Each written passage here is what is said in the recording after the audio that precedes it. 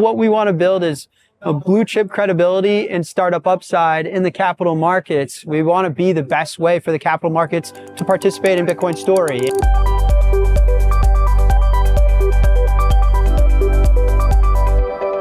XXI, a Bitcoin company, started trading on the NYSE today under the ticker symbol XXI. It's another step for Bitcoin into mainstream finance. Joining me now is XXI's co-founder and CEO, Jack Mallers. Jack, welcome to the New York Stock Exchange. What's going on? Thanks for having me. How are you? How are you? How's your day been? I'm good. My day's been great. We're happy to be here. I feel like Bitcoin has arrived in a way. So for a founding team that's been in Bitcoin for over a decade, it feels good. It's a long way from my dad's basement. All right. And it's fun to go public on the New York Stock Exchange. Of course. That's a lot of what we want to build is a blue chip credibility and startup upside in the capital markets. We want to be the best way for the capital markets to participate in Bitcoin story. And so obviously that implies being listed, and we're happy that day is today. It's been a lot of put me in, coach, we're ready to play. And today we get to start playing, and we're excited about that. All right. So let's start with, what is XXI? A Bitcoin company.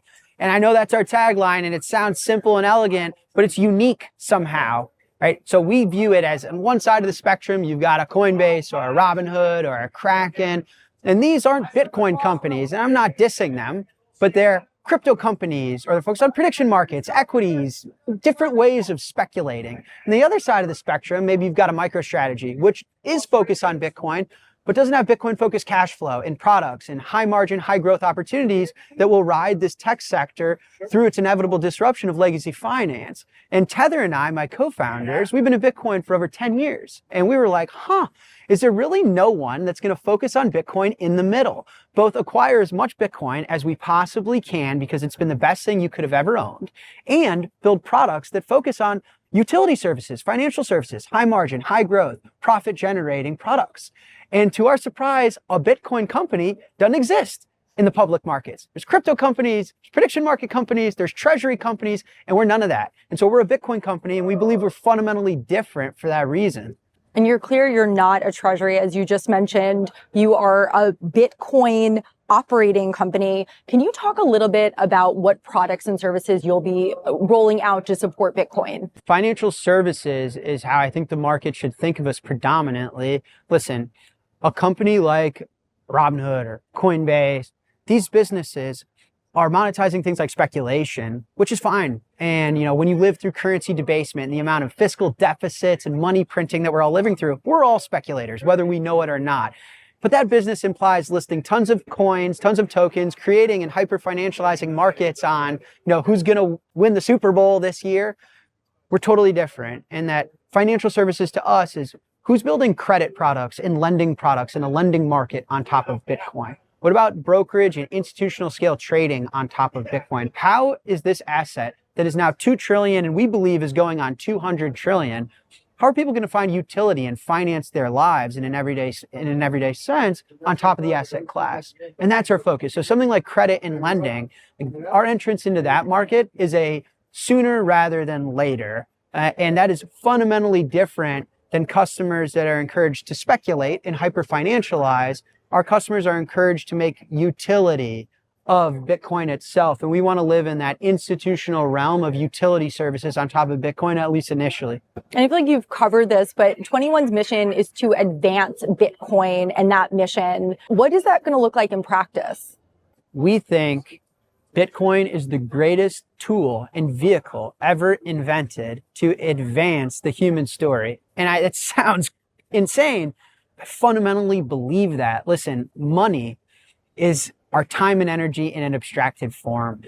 You go to work, you commute, you make sacrifices, you do stuff your boss tells you even though you don't want to do it. In exchange for that, you get money, right? And you use the money to both save the value that you've created for those around you, and then to later exchange for the things you need, like food and rent and vacation and to get married. It's so critical to a functioning society. And we feel the money is fundamentally broken.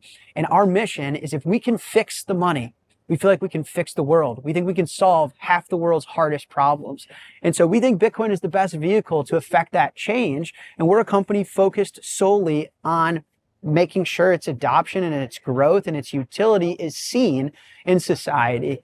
And again, we felt like that was missing in the market. Satoshi Nakamoto and Bitcoin started this really novel idea that we could have better money that served the people. And we didn't see many companies both advancing that very specific idea, focus on Bitcoin, and giving shareholders and investors an ability to participate in that specific idea without, crypto and other distractions or, treasury companies with, too much leverage. And why do you think it's Bitcoin?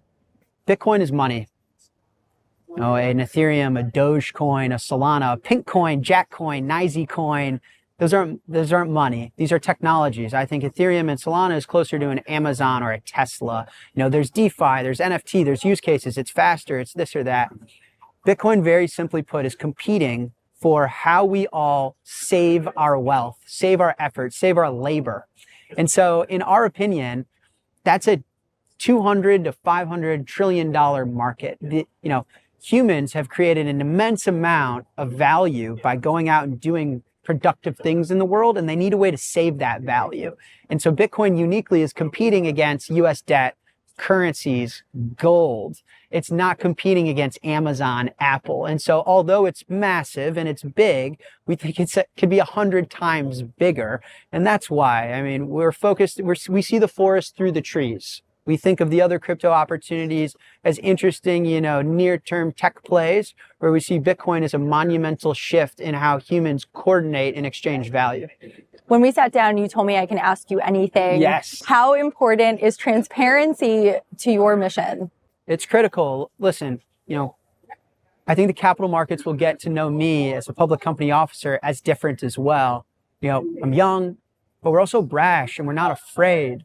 And we're passionate and we're convicted. And part of that is we're overly transparent because we think that the world is starved of transparency, of honesty. Nobody wants another politician. Nobody wants another older corporate suit in a blue suit in brown sneakers telling you what everyone wants to hear. They want transparency. They want relatability. They want authenticity. They want change. They want real.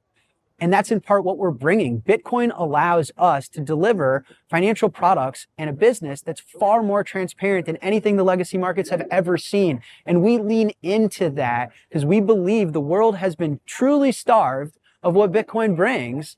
And so we feel it's part of our responsibility as being a Bitcoin company to lean into those properties and give the world what we think it wants. Is this Bitcoin for everyone? Yes, Bitcoin is for everyone. Absolutely. And hopefully 21 can be proof that anyone that wants to make use of it can find an immense amount of value in Bitcoin. Who is your ideal investor? We want to be the best way to participate in Bitcoin.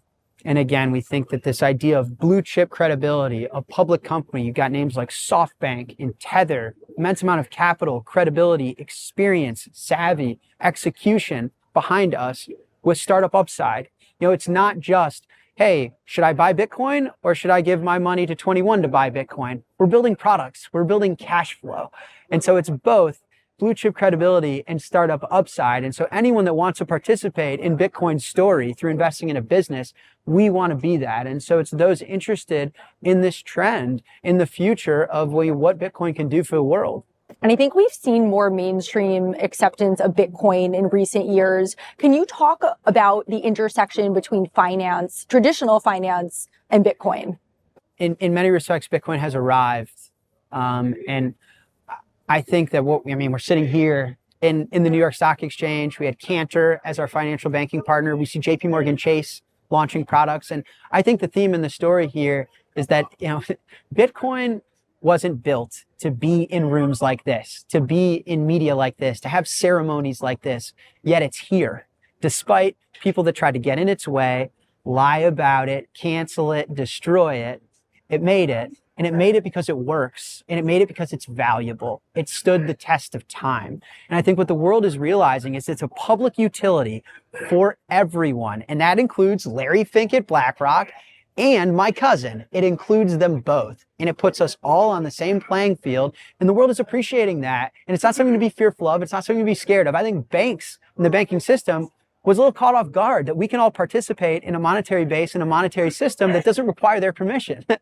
But now we're over that and we accept that as a public good, and it stood the test of time. So I see it as just a new chapter in a foundational moment that this is a good thing. It's a neutral thing. It's a utility thing. And I'm happy. I'm happy that everyone, I mean, again, going from my dad's basement to the New York Stock Exchange is, I'm proud of the community. And if people want to learn more about Bitcoin, potentially invest in it, what is the best way they can educate themselves?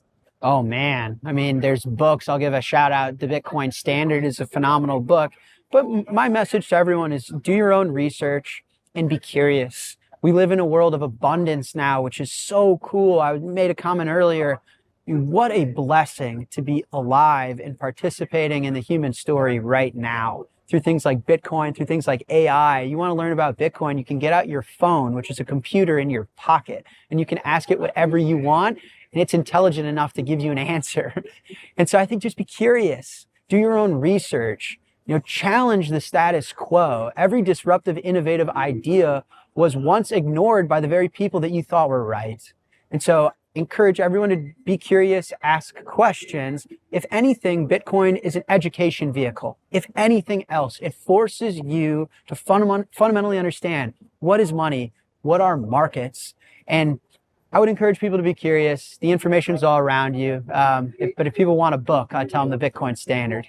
All right. Jack Mallers, co-founder and CEO of 21. Congratulations again. And thank you for joining us at the New York Stock Exchange. Thanks for having me, you guys.